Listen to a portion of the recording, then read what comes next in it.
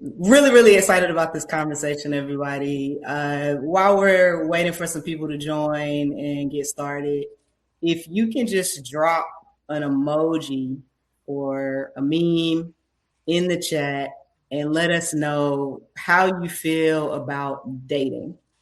And when I say dating, I mean dating in whatever context that is for you right now. So if you are in a partnership and dating to you means going out on date night, give us an emoji about what that feels like for you. If you are out in the streets and trying to figure it out, give us an emoji about what that feels like for you. If you are over it all and just dating yourself and dating your friends, meaning like going on friend dates, give us an emoji about how you're feeling about that and just give us some context in the comments here. We just want to make sure you're here, you're with us, and we want to see how everything's going. Let me see if I can add a comment to just make sure this is all working. Okay. All right. So, welcome. Let me just give this disclaimer before we dive into this topic. And I'm going to read the disclaimer to make sure that I get all the language correct in the year of 2025. So, the views and the opinions expressed in this webinar are those of the individual speakers and do not reflect the official position of any company, organization, employer, or other agency for which they have affiliation. The content is intended for informational and edutainment purposes only. Okay, now we have that out the way. We got a couple more people joining. Give us an emoji in the chat about how you feel about dating. If I say dating, what does that stir up for you? To see if you're in the right place. So let me just say a little bit about the Good Lounge. So my name's Janet Pope. I'm the founder of the Good Lounge. The Good Lounge is a nonprofit that I started for women, people of color, and the LGBTQ plus community, all of the intersections of those as well, of course, to make sure that we have access to tools and resources that support our financial, physical, and emotional well-being. Why, you might ask? I feel like I found myself in conversations about investment, in conversations about how to take care of my body, in conversations about my own emotional health and how to get access to better resources. And when I looked around those rooms, I did not see enough of myself. So I wanted to start something to enable us to build community and have more and more of those conversations in a way that was really authentic for myself and communities that I care about. Okay, really, really excited. Please subscribe, follow us. There'll be more of this in 2026 and just want to keep the momentum of this going. And I'm always excited for these conversations. If you've given up on dating apps, if you're wondering if you're being chatfished, which is a new term for me, means your text conversations don't match the person in front of you when you go on the date and you're wondering what happened. Feels like a whole different person. If you've ever felt like your date is more interested than the alerts on their phone than they are for you, then you're in absolutely the right place. We are here today to explore the intersection of dating over 40 and tech. And I'm excited to have a real conversation about dating at this big age and how we can build better human to human connections despite all the tech disruptions. This is called Unfiltered Connections. And with that, I want to make sure you know who is on this webinar with me. Let me first turn it over to Dr. Elizabeth Whittington. Introduce yourself to the people, please. Hello, everyone. As Jenna said, I'm Elizabeth Whittington. I am an educator. I'm a professor at a local university here. My first PhD is in communication, such as human communication. And then I'm currently a doctoral student working on my PhD in marriage and family therapy. I am the founder of Get Whitt Therapy. I'm a licensed marriage and family therapist associate. And I focus on individuals, couples, and families, and I specialize in the queer and BIPOC community. Enabling safe spaces, kind of what Janet said. When it came to therapy, I realized that I didn't find a space that felt safe to me. And so I decided to go back to school and become a therapist so I could provide those spaces. Okay. Unique, please introduce yourself. And we love having you back. You've been on here before. What's up, y'all? My name's Unique Simmons. I am a community activator, educator, former therapist. I am also in my doctoral program studying screen-based addiction for child and adolescents. And so this right here is right up my alley. I mean, I know we're talking about adults, but the whole technology and just balancing that is my lane. I am the founder of For the People, which is a social impact business. So we do things out here in the streets that curate experiences for us to have in-person interactions and build stronger communities together. Awesome. Okay. Good. Love it. And again, if you just joined us, drop an emoji in the chat. Let us know what you think about dating. And I mean that in the broadest sense, just trying to get a sense for who's in the audience.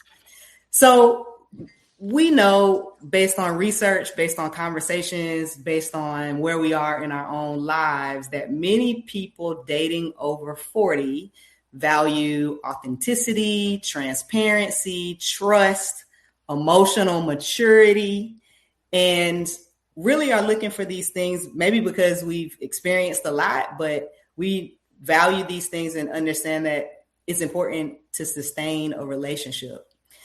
At the same time, many sources show us that tech like social media, dating apps, over-reliance on ChatGPT are widening some of the skills gap. So communication skills, lack of social skills, presenting a paradox of choice. So some people get on dating apps and feel like they have a lot of choice. Some people get on dating apps and end up depressed and feel like they don't have enough choice or any choice. I'd also say on social media, the algorithm is feeding into a false sense of consensus where everything you see, you agree with and you double tap on because that's literally how the algorithm works. And so you probably think a lot of people agree with you. When you think about all of this and the impacts to long-term relationship health and our ability to connect and maintain healthy relationships, I love your perspective. Let's start with Dr. Whittington. What do you think is the biggest factor of dating fatigue today? So this was such an interesting question to me, and I polled a couple of people and I thought about my own experiences when thinking about this. And so one of the things, or two, I guess you could say, is time and energy. You spend so much time and energy with no guarantee of a positive outcome.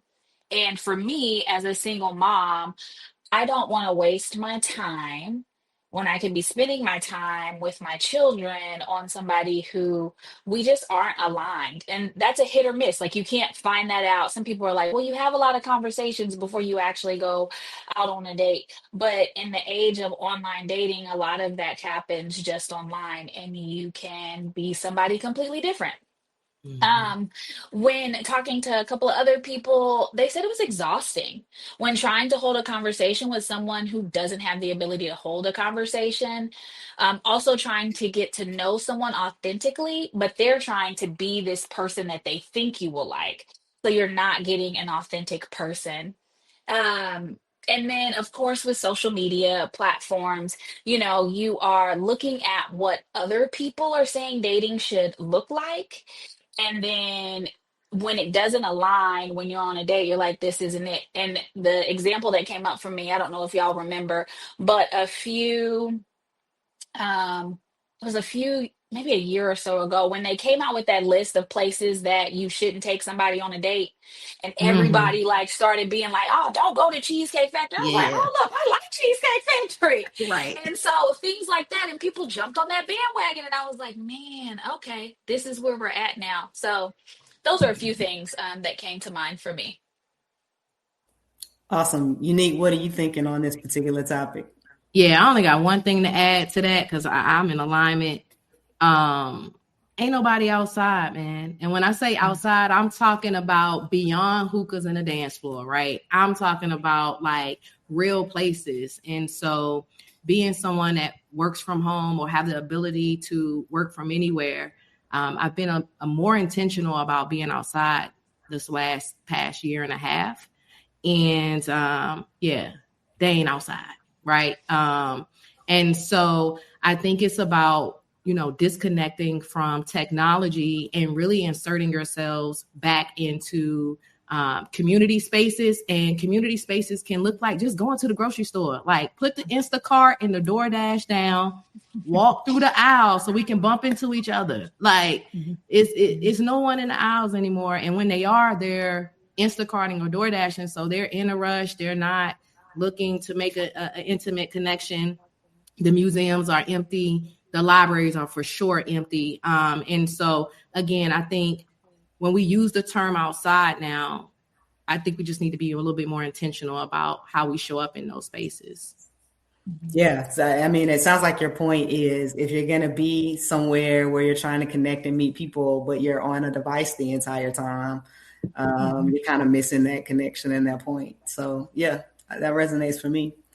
So I'm someone who cares a lot about definitions. I think it's important to be aligned when we're talking about terms and terminology so we can all be on the same page and just all understand what we're actually talking about. There's a lot of terms floating around I'm happy more of us are really engaged on our mental health journeys. And at the same time, I'm finding people are overusing terms like narcissist and everything else, right? So there's a couple terms I just wanted to talk through in the context of this conversation. Let's start with the terms that I say are related to like the pace of a connection. So love bombing versus breadcrumbing versus dating with intention versus taking time for genuine connection. Those are all could potentially be perceived differently depending on the person you're talking to. And so Dr. Whittington, please help us understand from a therapy perspective, what's the difference in what these terms mean? Okay, so with love bombing, you can think of this as an intense, overwhelming display of affection and attention in the early stages of a relationship. Often it's used to implement manipulation, gain control, or create dependency. Some of the key traits that you'll think about when looking at this is quick declarations of love or desire for long-term commitment. So, day 2, I love you. I know this is love. I've never felt like this about anybody before. And then also excessive compliments and gifts. You just met today, and by Christmas, they're buying you a $500 pair of earrings. And so, some red flags to look out for. It feels too good to be true. It probably ain't true. The pressure to move quickly. If you're like, I'm putting my boundaries up and, I like to just kind of get to know somebody in the beginning. I'm not trying to rush into anything. And they're like, no, no, no, no. But this feels so good. You should just, don't worry about your boundaries. Your boundaries are walls. No. And then the person becomes possessive or critical when the boundaries are set. So this idea of like, I'm going to call you every 5 minutes because you're not answering my call until you answer my call, right? So those type of things would be considered love bombing. Yeah, that's. And before you move on, and Unique, I mean, there's so much to say here. You already know where I'm going with that, but let me just ask this question before you dive in, because who knows where we're gonna go. But can someone be love bombing and not know they're love bombing? Like, I think we're clear on when it's manipulative, but can someone be doing it because they think it's an expression of love and they're maybe, I've heard people call it like a lover girl. Talk to me a little bit about that. Like, can somebody be doing this and not realize that they're doing it?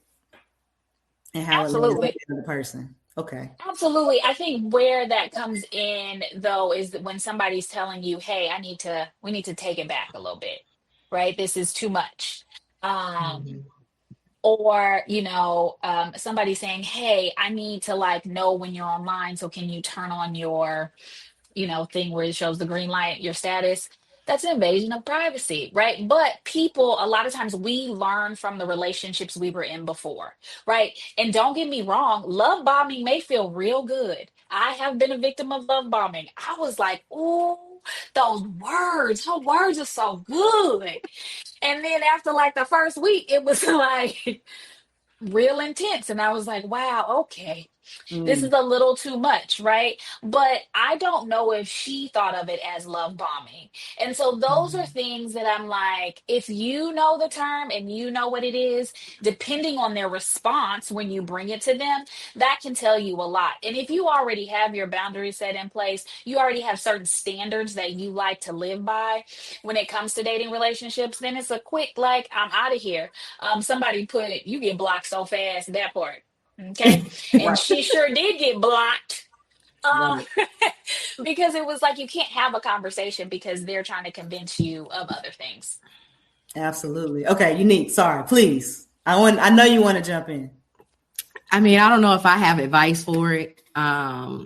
Janet, I've expressed to Janet as well around like accessibility, right? So the person may be going in with true intent to show chivalry or courtship, right? And that person may be receiving that as love bombing. So if we go out on a trip out of the country, that may not be a grand gesture to the person that's presenting it, but the one that's receiving it may see it like that. And so I think that that's where the gray area is. And to your point, you just have to be aware of the signs. And when those yellow flags start to creep, you got to pay attention to them.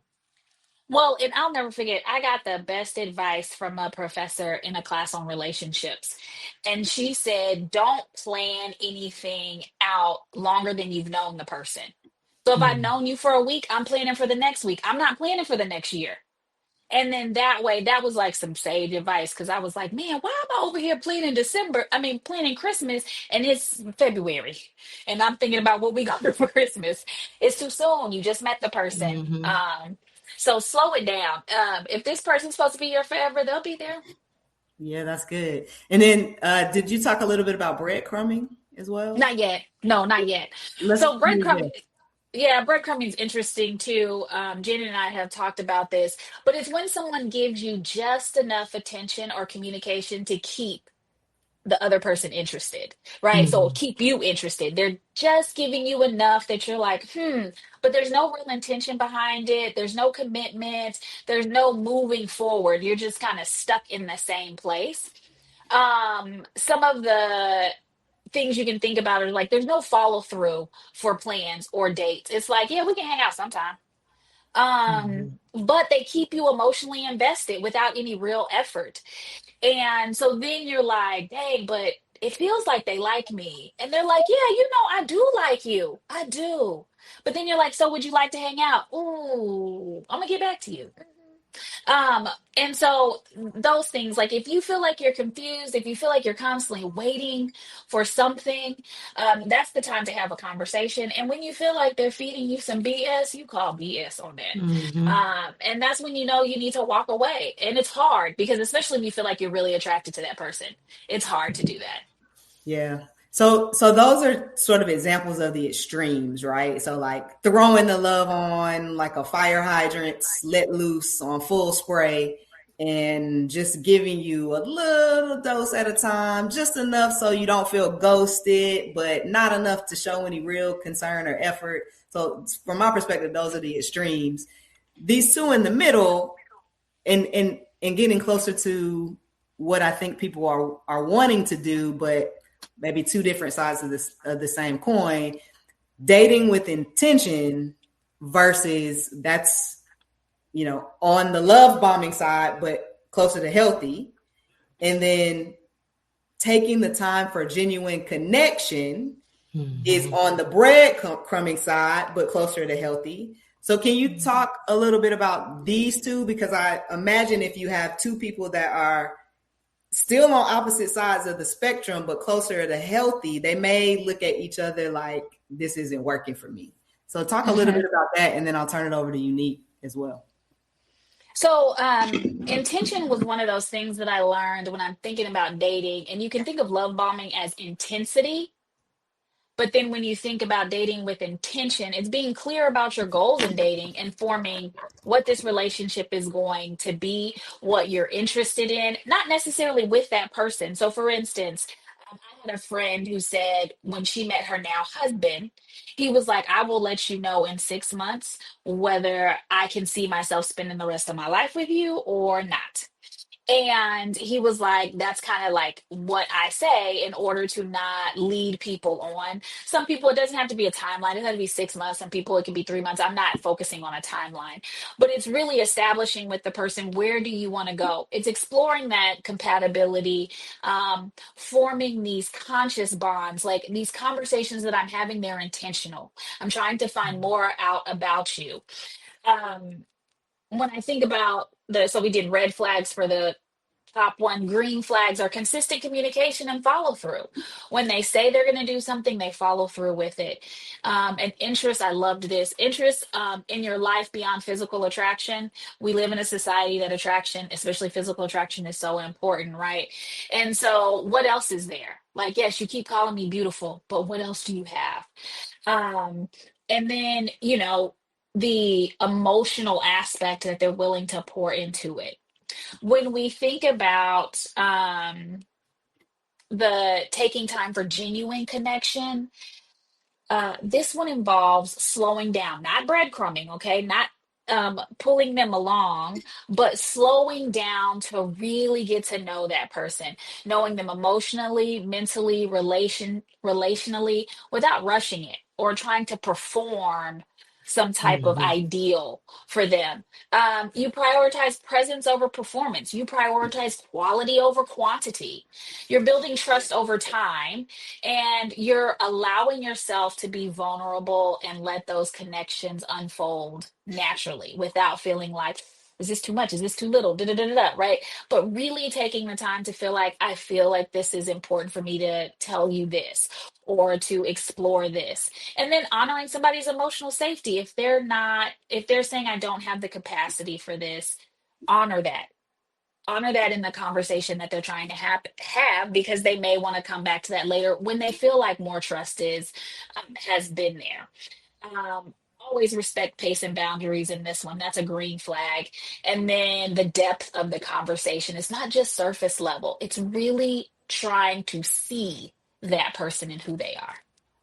Love that. Love that. Unique. What are you thinking about this conversation so far? Yeah. For me, it's really about enjoying the dating process.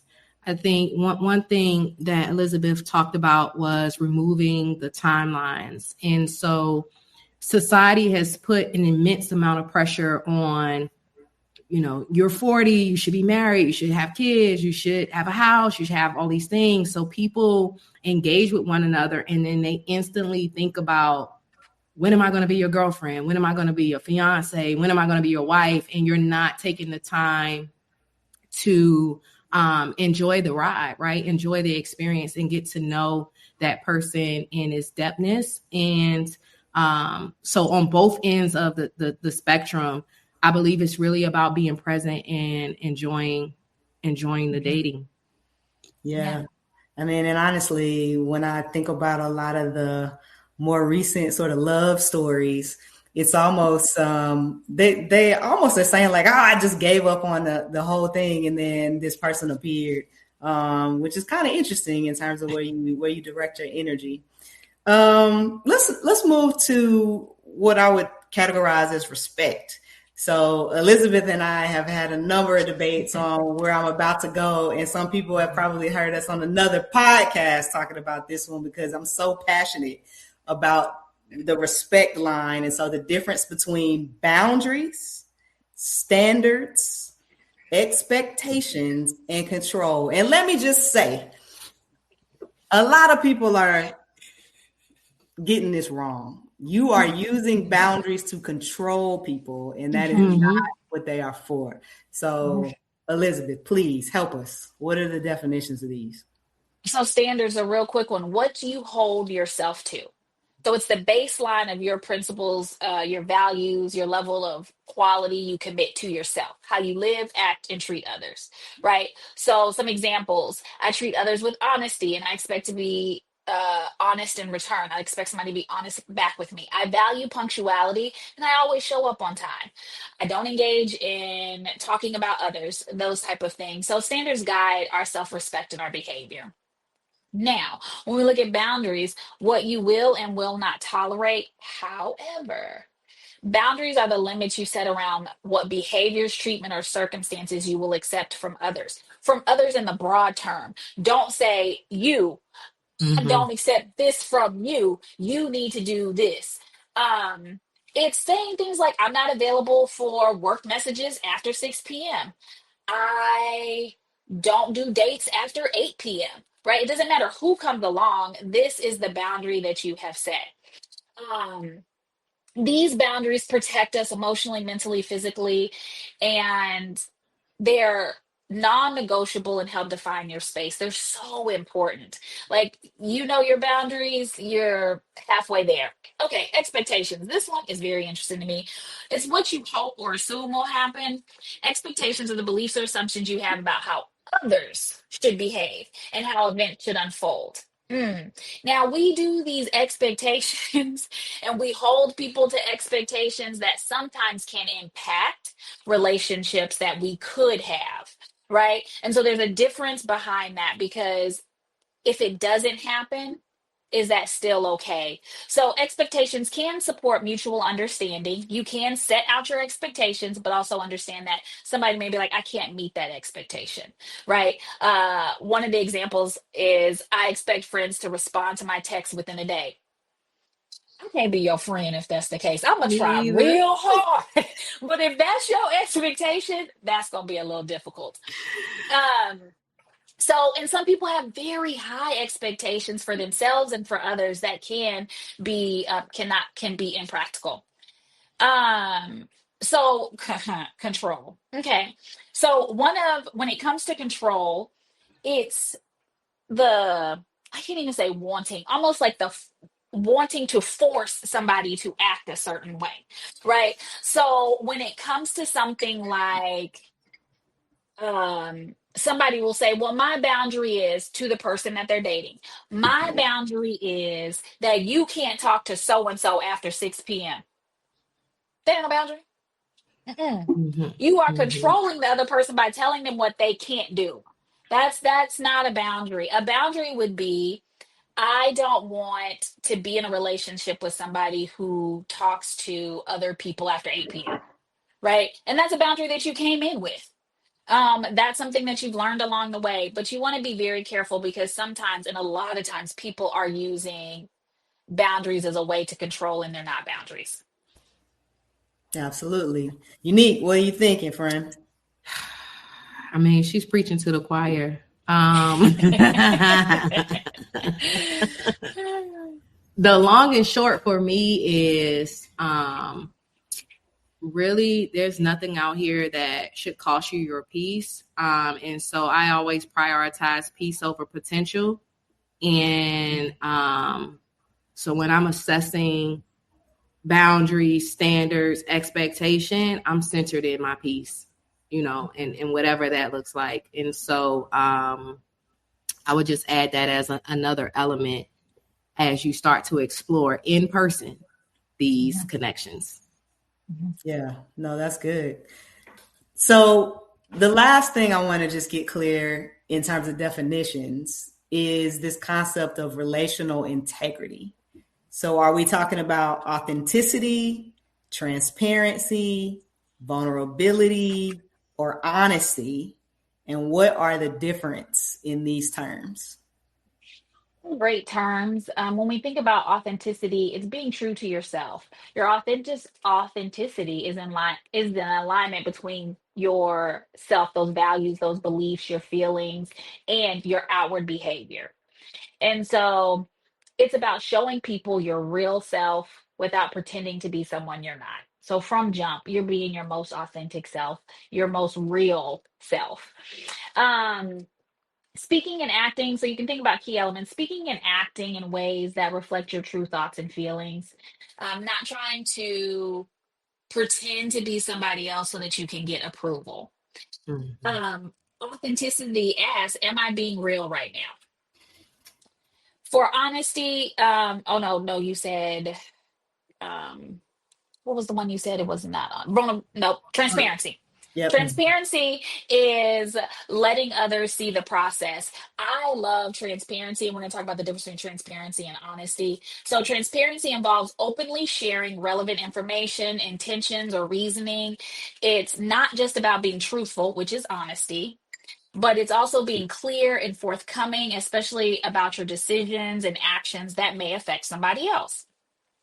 Key parts of this is being open about your motives or changes. You're allowed to be intentional, right, with somebody and say, this is where I see it going. However, when it's not going there, you can change your mind, but you have to be open with that person. You don't start doing behaviors that have them questioning what's going on here. And then transparency asks, am I clearly communicating what someone needs to know? When it comes to honesty and this idea of telling the truth, right? This is what we've always been told. It's the idea of not being deceptive, not what's the word people are like, it's not lying, right? If I just don't say anything, but Omitting. lying by Omitting. omission, yes. Mhm, mhm, So mhm. you want to leave that out. Honesty is one of those foundational areas for trust. You want to know when you ask somebody something that they're going to be truthful in their communication, that they're not going to lie to you, they're not going to give you half truths, or they're not going to manipulate you. Honesty asks, am I being truthful in what I say and do? Those are so important. The last one, vulnerability. This one, even as a therapist, is really hard for me, especially as a Black woman in America. But vulnerability is allowing ourselves to be seen. Vulnerability is the willingness to share your feelings, needs, fears, or uncertainties, even when you're at risk of being judged, misunderstood, or hurt. It's not a weakness, it's an emotional courage. A lot of times people may think, I can't be vulnerable because that's going to show that I'm weak. Um, it's openness to emotional risk, sharing truths that make you feel exposed, but with that, it creates deeper connections through this ability to be authentic with somebody. And then lastly, vulnerability asks, am I willing to be seen even when it feels uncomfortable? Okay, let me play this back just to make sure that I learned the lesson that I came here to learn today. So, what I think I heard you say is honesty. When I think about like everything you needed to know, you really learned in kindergarten. Honesty is this base level of, I'm doing what I said I would do, or you asked me a question and I answered it truthfully. Like that's that base level, which is honesty. Mhm. Transparency is making sure that I'm also telling you what you didn't actually ask. So the people who like to omit or lie through admission or, think they can walk the line, they're not being transparent, because transparency is going a step to even answer the question that you didn't ask, but I know is on your mind based on the conversation that we're having. Authenticity is get out the chat GPT and stop letting it answer the questions for you. It's how do I show up as myself? Because that's going to make sure that our human to human connection is authentic, even if it means we don't agree about everything. Or, I show up as the tech nerd and you show up as the really artistic person. We're still being authentic in our connection and are connecting in ways that make sense for us. While vulnerability is me kind of wearing my heart on my sleeve a bit and not just telling you what I think feels safe, but going above and beyond to make sure that you can connect with me in ways that are a little deeper than surface, because I'm sharing more of myself for a deeper connection. Did I get at least a B plus? That was really good. I want to add to vulnerability part, I always tell my students in relational communication classes that I teach that the amount that you self disclose, it's our human nature to want to self disclose as much. And so that's a key indicator. If you're telling somebody something, the way that they respond, or if they share something just as intimate or deep, that's a green flag. That's a, oh, yes, okay. But if they're like, oh, okay, you may want to watch out for that one. Yeah, well, they might be collecting the tea, so you Mhm. definitely got to be careful. But I know vulnerability is also a good one in leadership, because the thing that they'll make sure a good leader that's a vulnerable leader will be the first one to share something, which opens the door for other people to feel comfortable to share things as well.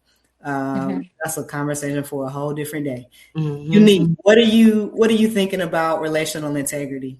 I think, you know, when we talk about these key implications, and I think about young people, they hit all of those points now behind the screen, right? So when you think about Twitch and streaming, they are transparent, vulnerable, honest, because they're doing it in real time. And so for me, you know, that's a stream of income. So it's not about taking those things away, but how can you maintain that in person in real time? And so in my experience in talking to, you know, people in my network, when you get in person and in front of someone, that is where we're starting to see, you know, them not being as vulnerable. But if you go check out their Instagram or their live stream, you know, they're having deep conversations, and I don't want to say it's sad, but I think that is a challenge, right? And so before we can get there,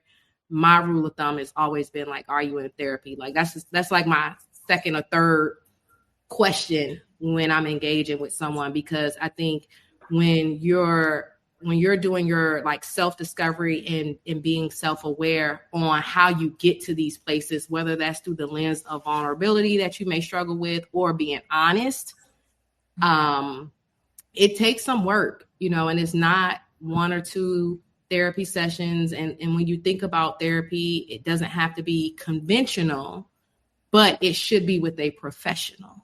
Yes. And that's the difference between edutainment. And yes, there are some esteemed therapists out there that I even follow that, you know, give me insights to some of the work that I'm doing. But I think you have to take things a step further and do your own research and consult with, again, a professional, because you're not going to go, you shouldn't anyway, go speak to someone about your heart, you know, that's just doing a YouTube at 8:00 every night, right? And so you have to think about your mind in that same critical capacity. So I would say for me, it's really rooted in the self-awareness piece and what we're doing to become more self-aware about ourselves and our habits. Absolutely. I love that. I'm going to start with you for this next question, because we dug into a number of terms with Elizabeth here. So just for some context, we're at a big age, and people over 40 are more likely to have lived some life, and they've either been divorced, they may be widowed, they may be unpacking just long-term relationship grief, even if they didn't have those titles. They may be parenting children of all ages. Mm-hmm. They may be caring for aging parents at the same time. They may be balancing very demanding careers. There's data that shows that people typically earn the most that they're going to earn in between the ages of 40 and 55. And so with all of these things going on at the same time, and also thinking about building human to human connection as a skill, because I think about everything as, you know, I'm building a skill. And when I say skills in this context, I mean empathy, I mean communication, I mean conflict resolution, self-regulation. And self-regulation is a good thing. If someone's telling you, I need a minute, maybe give it to them, because that's their way to self-regulate. But with all of those as skills, I would love your thoughts on how can people over 40 intentionally build or rebuild these skills to improve our human to human connection? Yeah, that's a great question. I first tell people to start in your single season. Like, you have to really enjoy your single season. I know that it's tough. Everybody looks like, they're married, happy together, and we want to push ourselves to get out of it. But enjoying your single season will allow you to, one, get the professional experience in terms of developing where you are, right? And that does look like, by the way, of a therapist, restorative communities, building the people around you up. I like to really lean into my network, my village of friends, the group chat, and assess it, look back of the last year and say, like, how has my friendship groups evolved? Do I need to change the people that are around me? Are they building me up or holding me back? Because if you're the person that's always pouring and no one is pouring into you from your immediate village, then I would suggest that you do some of that self-awareness practice or research to help you like build those skills there. So I'm always going to say therapy first. That's just my lane, and it's been my lane. But I would say second is really leaning into your village. If you don't have one, I say lean into some of your primary places first. So if you're in school, get active beyond just your classwork, right? So if you're at the graduate level or the undergrad level, show up to the community days, give back, show up to the alumni networks. Like, those are ways to expand your village. If you're in the workforce where you're in office, do outside office dates, chats, all the things. Take a 10-minute break to walk with someone. And this is how you organically build community in places that you operate in, generally between 9 to 5. So for me, it's going to be therapy, man. That's where you start. And therapy, just so that I can advocate for all of our mental health professionals, should not be a reactive response. Therapy should be perceived as a preventative measure. It is the way, or one of the ways, to help you navigate a space in a more healthy and authentic way. It also allows you to discover things about you that can benefit your relationship beyond the things that you see on the surface level. And so I'm hoping that as people like Elizabeth continue to do the work in the community, that we start to change how we perceive seeking out professional help to help us become better human beings. Very well said, Unique. And I mean, absolutely, there's still a stigma around therapy and mental health for many, many, many people. And I know that men, especially men in the Black community, where I'm always just trying to encourage to make sure that they're in therapy and don't feel like you said, that it's a reactive thing or a negative thing to be actively in therapy. So thanks for calling that out. You also, when you were sharing the specific things that people can do to build community, I recently saw someone sharing a really unconventional way to do this that I thought was interesting enough to potentially share here.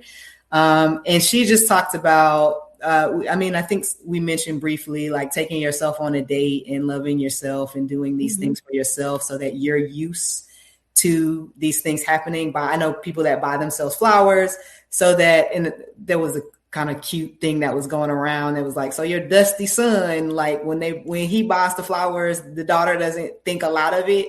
It was in jest, but there's some truth to it, right? If you're doing these things for yourself, if somebody comes around and they just do the bare minimum, you're not impressed by that because you've been doing this for yourself all along.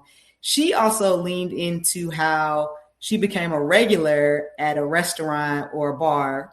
And by becoming a regular, it leaned into some like relational friendship needs. Like if you're moving to a new city, you don't know anybody, becoming a regular built a sense of community, because if you don't show up, they're like, hey, where have you been?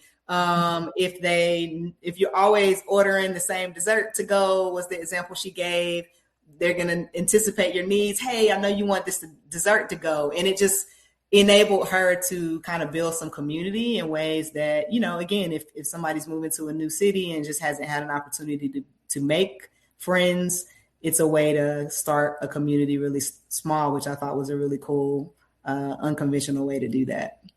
That dating yourself thing is real, though. I want to double down on that, right? Yeah.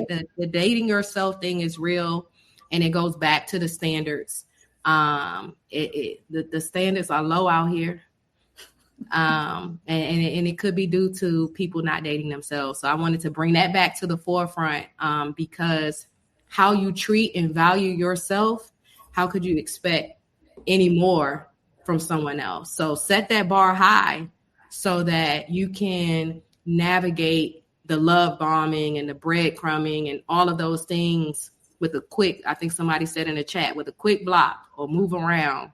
And it starts with you. So I'm all for dating yourself. Absolutely. Absolutely. Dating yourself, and don't, I know a lot of people are like, oh, I wanted to go to the concert, but I didn't have anybody to go with me. Go yourself. Yeah. Or, I wanted to go to the show. Take yourself, or take, go yourself. Love on yourself. I've made some of the best connections this year being outside by myself. Like, seriously, like going to concerts, traveling by myself. Like, I'm telling you, it's next level, and it really continues to like raise your own internal bar. Yeah. And so when that person, comes to you, they have to come correct, because, again, what value are you adding? Are you a liability or asset? I think they used to say that back in the day as well, right? Yeah. So, and I think that also perhaps intimidates people because they haven't done the work, to build themselves up to engage with other people, which is why it's so difficult for the in-person connections for people over 40, because you have a very small percentage of people that have done the work, they're being intentional, and then you have the large population of people that have not done the work and are afraid to put themselves out there.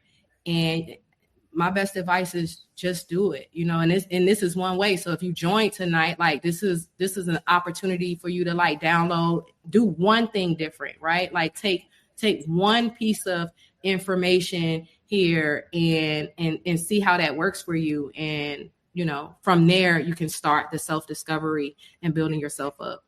Absolutely. Okay. Elizabeth, anything you want to add on this one? No, I think everything that you all said was really great. I actually did do that. I go to a bar when I travel to school during the semester. And so I found a bar every Wednesday before I go to class. I go order the same thing. I got me a little bartender. Her name is May. Okay, May. And, I've met random people who I saw 2 weeks in a row. And I was like, hey, I know y'all. And they were like, hey, do you know where we could da-da-da? And I was like, man, this is okay. And that's one of the things that was my suggestion is go to a social place, make yourself start up a conversation. I know somebody said, if you're burnt out and can't socialize, I'm somebody who I'm like, I'm going to do once a month. That's all I got in me. Is once a month. And so, but it does take me out of my comfort zone, and I strike up a conversation. It doesn't have to be somebody I'm attracted to, but it lets me know that I'm practicing communicating, holding a conversation with somebody who may be very different from me, but I'm able to have a conversation and practice those things at a low stakes level. So that's really important to really make those connections and not always think it has to be romantic. And that is a whole word in itself. Some of us really do need to practice these conversations. We need to practice talking to strangers. We need to practice social, because something happened in 2020 and some of us have not been using these skills and continuing to build these skills. So definitely love that. I got a little bit of a blessing in disguise by working in a company where I literally for a decade traveled almost every week. and had to sometimes eat dinner by myself. And it taught me and got me comfortable with just going to a bar and having dinner and striking up a conversation with random strangers. I didn't know that it was building some social muscle, but even as an introvert, I can figure it out. So we can all figure it out. There's a couple questions in the chat I want to make sure we address before we run out of time. So this is maybe related to what we were just talking about. Do you approach people outside for connection, or do you wait to be approached? Oh, I'm trying to holler. And Me too. I was about to say, I'm an approacher. Like, hello, my name's Elizabeth. What's my name? And I go from there. Like, I'm gonna, and you know, I was talking to somebody, a friend of mine, who was like, but the rejection, you know what? If I come and I'm just like trying to speak, I may just ask a couple of questions. And in those couple of questions, I realize, oh, I don't want to really put myself and be like, hey, maybe we should exchange numbers. But if the vibe is good, and another friend of mine said, I just started friendly. I don't have to come in and be like, oh, you look good. Yeah. You smell good. Like, just ask the person, how are you doing? Are you enjoying yourself this evening? You know, that type of thing. Because you may realize after a few sentences, this ain't where it's trying to be, but you already got their number. And in today's age, literally people come up to you and say, so what's your IG? I'm like, you didn't know my name. Right. No, that's good. You need anything else? I mean, at least she getting feedback. When you got to put me on game, because for me, it's the inability to hold a conversation. So it's like, you know, speaking to someone just genuinely, and people like, you know, what you talking to me for? Like, do I know you? And it's a simple like, hi, how are you? You know, what do you usually get here? This is my first time. You know, just a very basic, friendly connections that are being attempted. So the answer to the question is yes, I definitely approach, but it's very rare that it goes anywhere because people aren't used to people approaching them or don't have the capabilities of holding a conversation. Yeah, and let's talk a little bit more about rejection, because I'm a millennial, and we used to dance in the clubs, and this involved a form of rejection. So you would walk up to someone, or someone would walk up to you, and they would want to dance. And I mean, there's memes about like the tap and the look back and like and the move around, and the move around. But I say all this out loud to say, like, we as people from that age group, I feel like with that, you learned how to just deal with rejection, because if somebody told you no, or if you said no, you said okay, and you moved around to until you found somebody that wanted to dance with you, right? But I feel like it's so easy because everything's digital now to just ignore people completely, or I don't know, people make it awkward and like it's cringe because you just walked up to say hello. So there's something in the middle. There's something that's gotten lost in rejection, and like people just aren't used to how to navigate that. And I think it's made us a different society that we aren't kind of used to rejection, and we almost fall apart in any form of rejection, whether that's in the workplace or relationally. So yeah, there's more to explore there. Before we run out of time, I do want to make sure we have an opportunity to share any resources that you're thinking about. And I want to leave on a lighter note as well.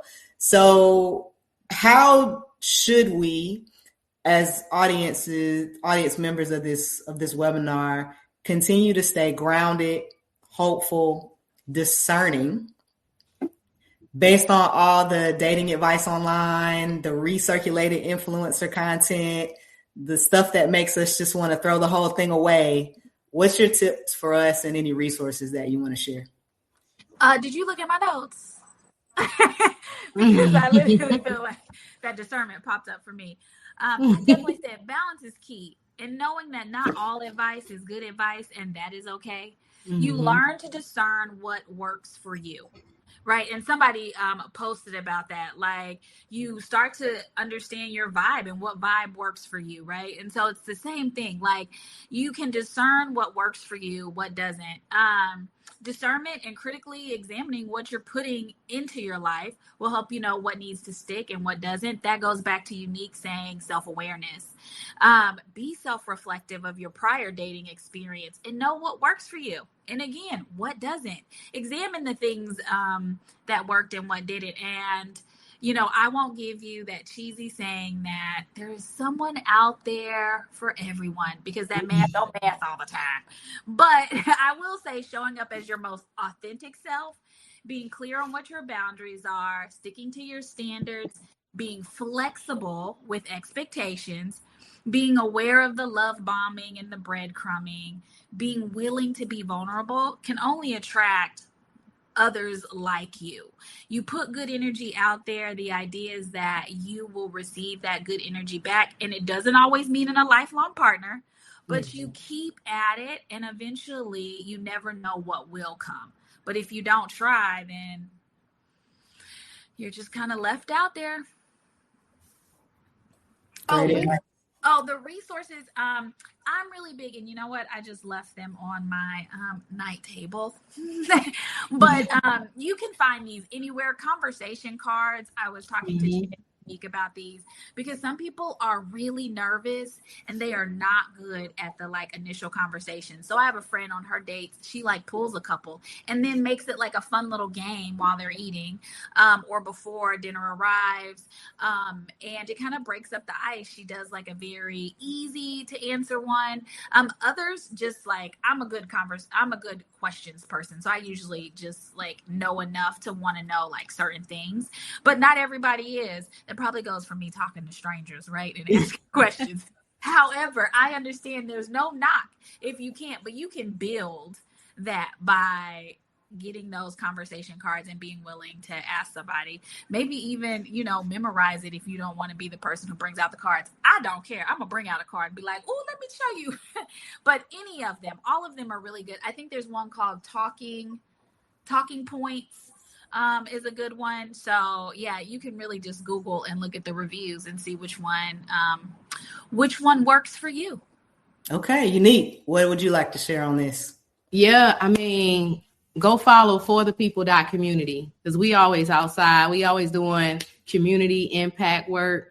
You might find the love of your life in the garden, because we always doing community gardening, cleaning the block. So I would say, again, how we started this: get outside, beyond the hookahs, the dance floor, and the alcohol. Go grocery shopping, hit a library or two.